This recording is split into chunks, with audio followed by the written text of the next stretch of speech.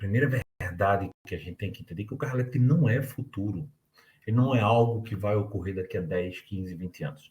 Ele já existe, ele já roda, ele já está sendo comercializado, ele já está sendo utilizado pelos consumidores. Salve, salve, galera esperta que curte o canal da RJ.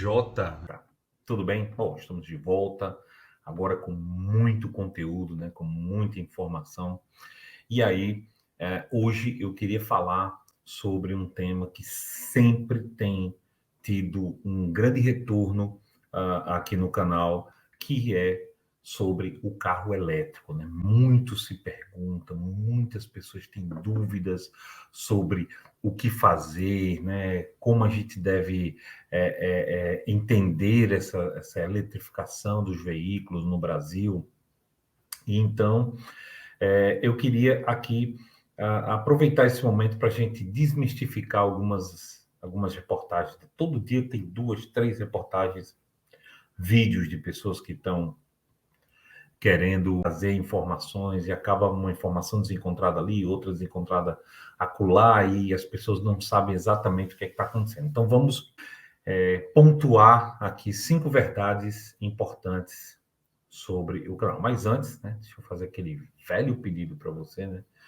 Se inscreva no canal, né? Marque o sininho aí, compartilhe. Se você gostou desse conteúdo, compartilhe com o máximo de pessoas possíveis. Bom, pessoal, o carro elétrico, a primeira verdade que a gente tem que entender é que o carro elétrico não é futuro. Ele não é algo que vai ocorrer daqui a 10, 15, 20 anos. Ele já existe, ele já roda, ele já está sendo comercializado, ele já está sendo utilizado pelos consumidores, tanto na Europa, como nos Estados Unidos, na China e aqui no Brasil também. Então, isso não é uma coisa que ainda vai acontecer, né? É evidente que os países não vão trocar suas frotas de carros a combustão movidos por gasolina, diesel ou etanol, ou até mesmo gás natural, da noite para o dia pelos carros elétricos. Envolvem muita coisa, né? E é bom a gente lembrar que a idade média dos automóveis no mundo é em torno de 10 anos, né, dos veículos leves, e aqui no Brasil, muito próximo a isso, 10,2. Então, essa é a primeira verdade. A segunda verdade, que é muito importante que a gente destaque, as indústrias, as empresas, todo mundo que está envolvido em relação ao carro elétrico, faz um apelo muito forte para o ambiental. Essa é a segunda verdade, né? Que o maior apelo do carro elétrico hoje ele é um ambiental.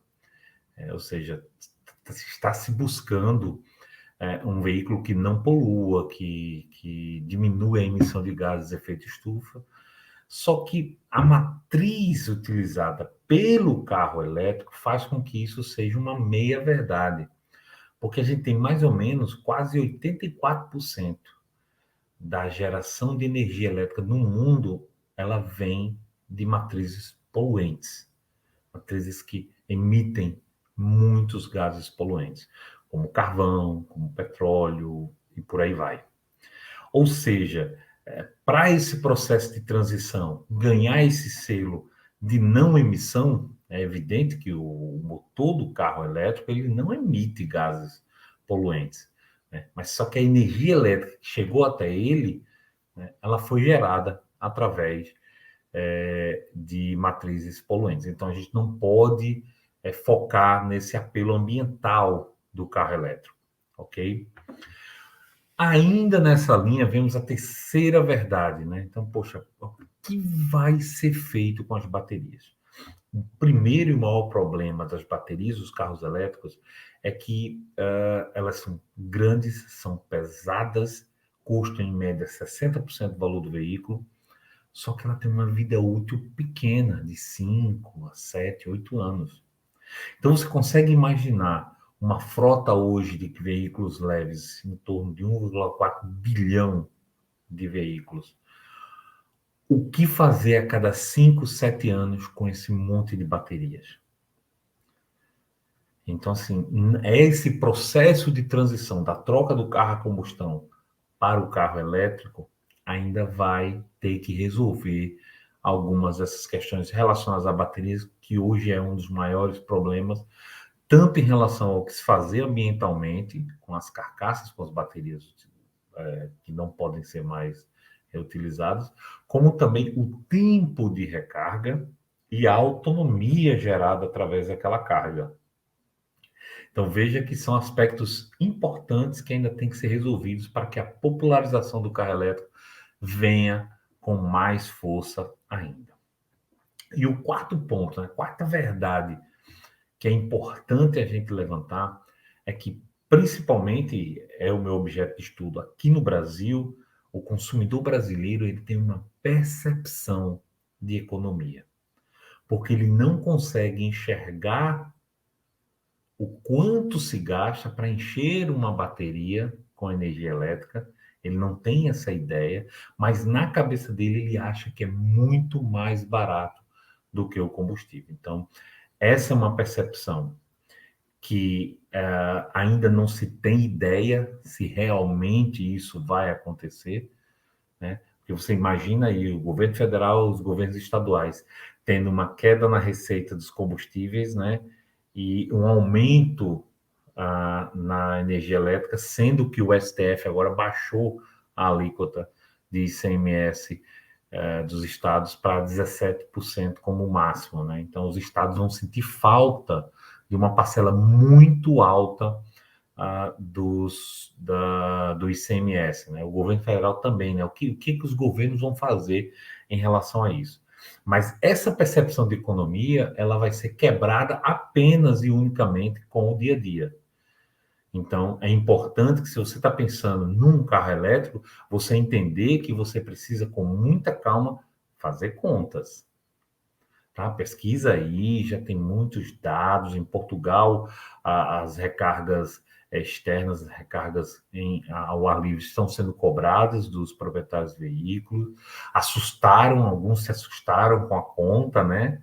Não é só chegar, você não acha que a energia é uma coisa que você vai chegar em qualquer lugar, vai abastecer e não vai pagar. Claro, é evidente que nesse processo de popularização inicial, existem muitos pontos de recarga aqui no Brasil que não são cobrados, em restaurantes, em shoppings, em postos de combustíveis. Só que em algum momento essa conta vai virar e você vai ter que pagar por esse abastecimento. E o quinto e o último ponto, também relacionado tanto a parte ambiental quanto essa parte de fornecimento, é a questão das reservas de energia. Ora, o Brasil, assim como poucos países no mundo, tem reservas altíssimas de petróleo. Além de ter reservas de petróleo para 70, talvez 100 anos, nós temos uma energia renovável quase que infinita, que é o etanol da cana-de-açúcar, que em todo o seu processo consegue quase anular sua totalidade de emissão de gases.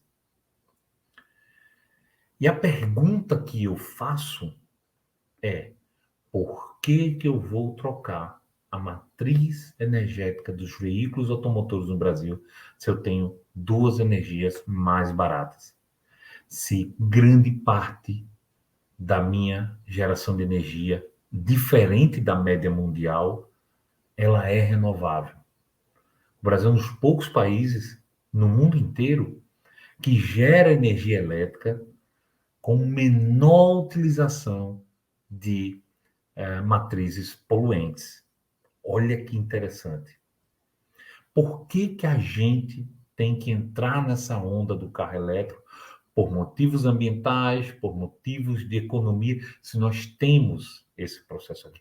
RJ, mas gasolina é cara, etanol é cara. Claro, aí é uma outra situação que deve ser resolvida de outra forma.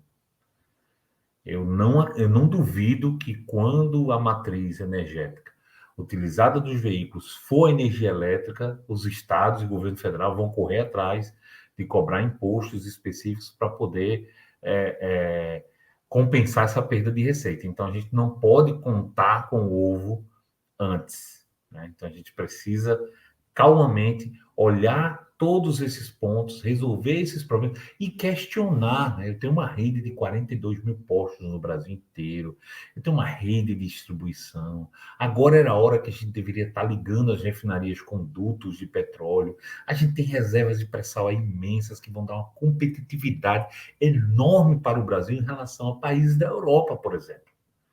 Por que que eu devo jogar tudo isso fora e simplesmente adotar o modelo europeu do carro elétrico? Então, fica aí essas reflexões. Comente, compartilhe, tire suas dúvidas. Se você é contra, pode comentar, que não tem nenhum problema. Dê a sua opinião, claro, com todo respeito. Fique à vontade para comentar e eu respondo a todo mundo que comenta aqui nos vídeos. Um grande abraço do RJ.